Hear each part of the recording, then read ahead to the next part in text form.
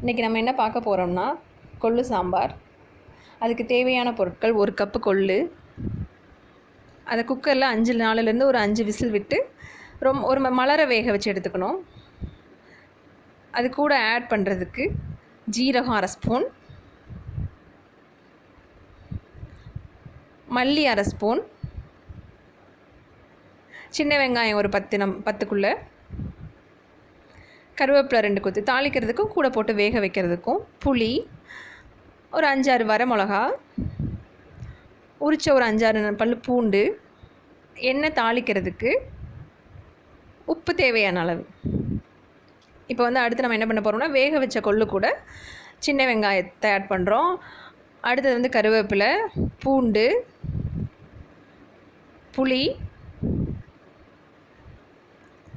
வரமிளகா எல்லாத்தையும் ஆட் பண்ணி 1 டம்ளர் தண்ணி கூட. இப்போ என்ன பண்ண போகிறோம்னா, அடுப்பில் வச்சு கொதிக்க வைக்க போகிறோம். ரொம்ப நேரம் இல்லை, சும்மா ஒரு 5 நிமிஷம் கொதிச்சா போதும். அடுத்து உப்பு போட்டுக்குங்க.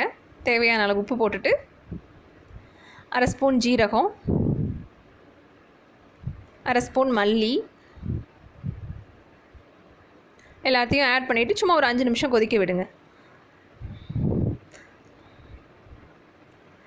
ஒரு கொதி வந்ததுக்கப்புறம் அதை ஒரு கிண்ணத்தில் ட்ரான்ஸ்ஃபர் பண்ணிவிட்டு ஆற வைங்க. ஆற வச்சு மிக்ஸி ஜாரில் போட்டு பல்ஸ் மோடில் வச்சு அரைச்சி எடுக்க போகிறோம். இப்போ ரொம்ப சூடாக இருந்ததுன்னா நல்லா இருக்காது.